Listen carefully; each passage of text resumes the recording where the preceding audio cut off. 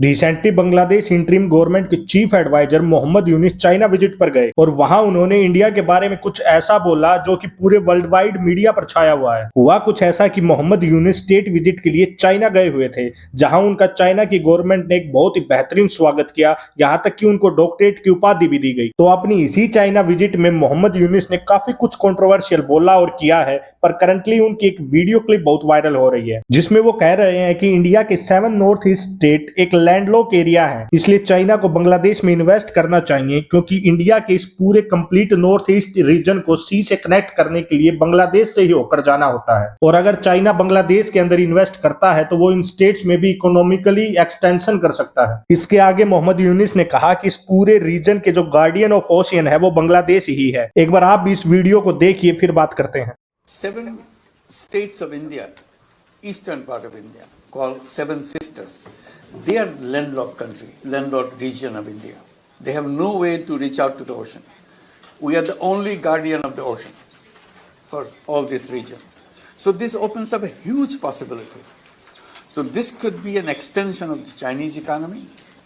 Build things, produce things, market things, bring things to China, bring it out to the whole rest of the world. जैसा आपने video में सुना, मोहम्मद यूनिस ने एक बार को तो 7 सिस्टर स्टेट्स को लैंडलॉक कंट्री तक बोल दिया, लेकिन ये बात कोई भी समझ नहीं पाया कि इंडिया के कुछ स्टेट्स अगर लैंडलॉक हैं और चाइना अगर बांग्लादेश के अंदर इन्वेस्ट करता है तो वह इंडिया से परमिशन लिए बिना कैसे इकोनॉमिकली इंडियन स्टेट्स में एक्सटेंड कर सकता है। शायद मोहम्मद यूनिस यहाँ पर चाइना को एक इशारा और इंडिया को एक थ्रेट या फिर एक मैसेज देना चाह रहे थे कि बांग्लादेश अगर चाहे तो अपनी यूनिक ज्योग्राफिकल लोकेशन का फायदा उठाकर चाइना को सिलीगुड़ी कॉरिडोर, जिसे चिकन नेक ऑफ इंडिया कहा जाता है, उस पर लाकर बिठा सकता है। दरअसल सेंट्रल इंडिया या नॉर्थ इंडिया से नॉर्थ ईस्ट इंडिया में जाने के लिए एकमात्र रास्ता इस सिलीगुड़ी कॉरिडोर ही है, जिसकी विड्थ एक जगह पर आकर सिर्फ 29 किलोमीटर हो जाती है। इस पूरे कॉरिडोर की लोकेशन ऐसी है कि इसके साउथ में बांग्लादेश है और ऊपर की तरफ नेपाल और भूटान देश है। इसलिए अगर चाइना इस सिलीगुड़ी कॉरिडोर के आसपास आकर बैठता है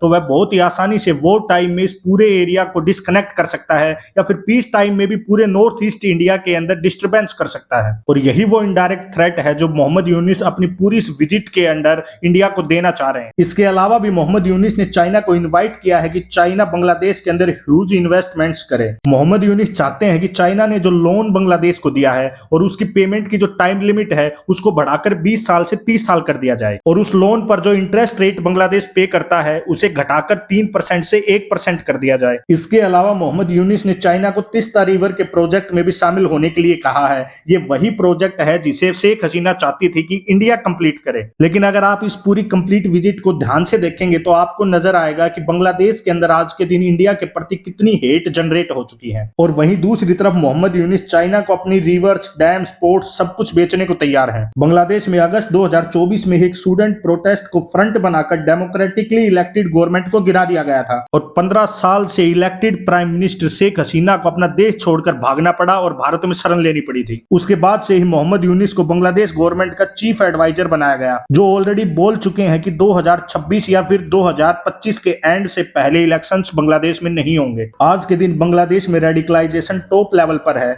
वहां माइनॉरिटीज स्पेशली हिंदूज को टारगेट करके मारा जा रहा है और उनके घरों को जलाया जा रहा है। उसके साथ साथ शेख हसीना के टाइम पर जो बांग्लादेश तेजी से ग्रो कर रहा था, यहां तक कि बांग्लादेश की पर कैपिटा इनकम भारत से भी ज्यादा हो गई थी। उसकी इकोनॉमी आज एक नाजुक हालात में है और देश बैंकरप्सी की कगार पर खड़ा है। पर बांग्लादेश का जो करंट रिजीम है वो इन सब चीजों को ठीक करने की बजाय भारत से पंगे लेने में बिजी है। आप सबका इस मैटर पे क्या कहना है प्लीज कमेंट बॉक्स में जरूर बताएं और प्लीज चैनल को सब्सक्राइब भी कर लें।